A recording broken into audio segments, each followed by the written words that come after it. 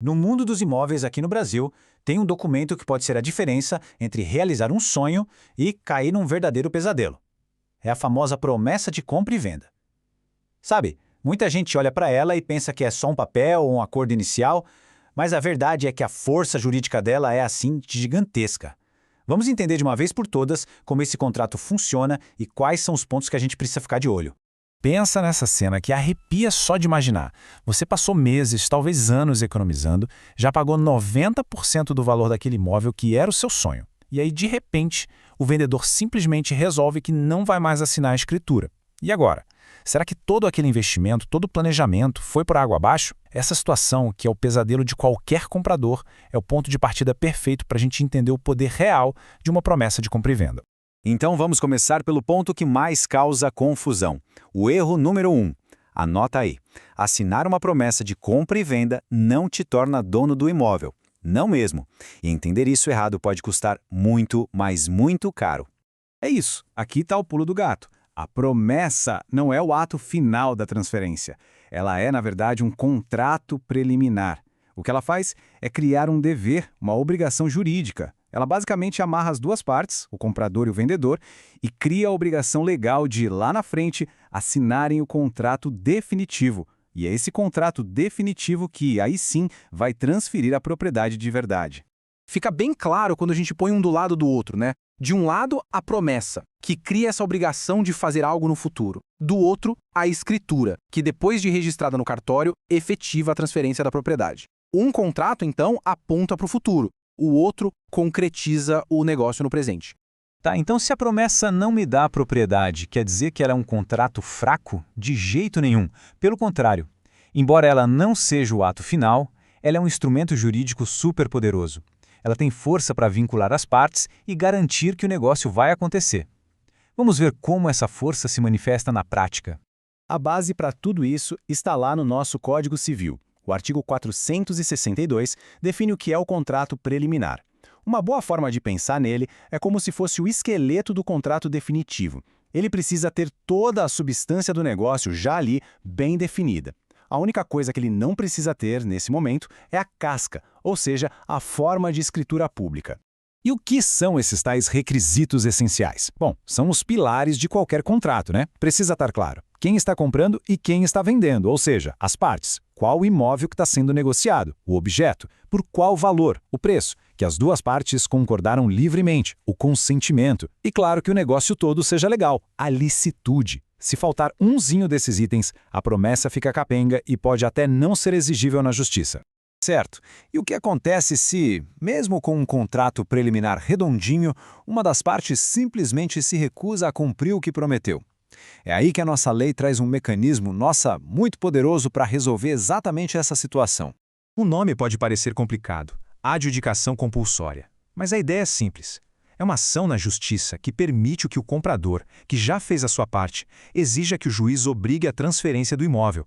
Na prática, a decisão do juiz passa a valer como assinatura do vendedor que estava faltando na escritura. É a força da lei garantindo o negócio. O caminho para conseguir essa adjudicação é bem claro. Primeiro, o contrato tem que ser válido, com todos aqueles requisitos que a gente falou. Segundo, o preço precisa estar pago, quitado. Terceiro, a recusa do vendedor tem que ser sem justificativa plausível. Com esses 3 elementos na mão, o juiz pode dar a sentença que vai substituir a assinatura e se tornar o título de propriedade. Agora, vamos colocar mais uma camada de proteção. Existe uma atitude, uma decisão estratégica que eleva o poder da promessa de um simples acordo entre duas pessoas para um direito que vale contra todo mundo. E essa atitude é o registro do contrato na matrícula do imóvel. A diferença aqui é brutal, é da água para o vinho. Sem registro, a promessa gera o que a gente chama de direito pessoal. É uma obrigação que só vale entre você e o vendedor. Agora, com o registro, a coisa muda de figura. A promessa se transforma num direito real. Isso quer dizer que o seu direito se torna público e oponível contra o mundo inteiro. Pensa assim, sem registro, a sua compra está vulnerável. Com o registro, ela vira uma fortaleza. E por que um escudo? Bom, porque depois de registrada, a promessa te protege de várias surpresas bem desagradáveis. Por exemplo, se um credor do vendedor tentar penhorar aquele imóvel, o seu direito vai ter preferência. Se o vendedor, agindo de má fé, tentar vender o mesmo imóvel para uma outra pessoa, o registro vai impedir, porque ele dá publicidade ao negócio. É, sem dúvida, a segurança máxima. Ok, a gente já entendeu que registrar é o cenário ideal, o mundo perfeito. Mas e naquela nossa história do começo? Se o comprador pagou 90%, mas não registrou a promessa, ele perdeu o direito de forçar a venda na justiça? A resposta para essa pergunta é bem interessante.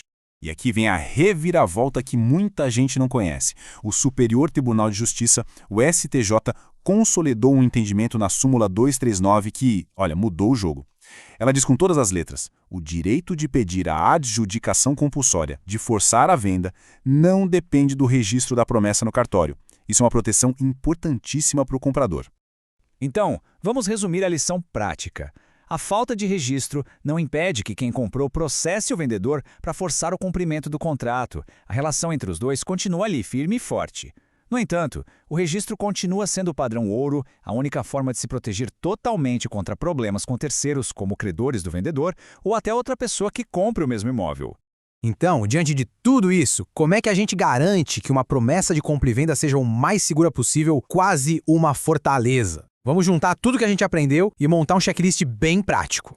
Um contrato que a gente pode chamar de blindado, além de ter aqueles requisitos essenciais, precisa definir um prazo bem claro para a assinatura da escritura. Também é muito importante ter uma cláusula dizendo o que acontece se alguém descumprir o acordo, a tal da cláusula resolutiva e, claro, uma multa. E como a gente viu, a recomendação final é sempre registrar o contrato na matrícula do imóvel o mais rápido que der. A promessa de compra e venda, no fim das contas, é a espinha dorsal da maioria das transações imobiliárias no Brasil. Entender a força e também os limites desse documento não é só uma questão de conhecimento jurídico, é sobre proteger um dos maiores investimentos de uma vida. Fica a pergunta no ar: o documento que garante a aquisição do seu imóvel está sólido o suficiente para encarar qualquer imprevisto? Até a próxima!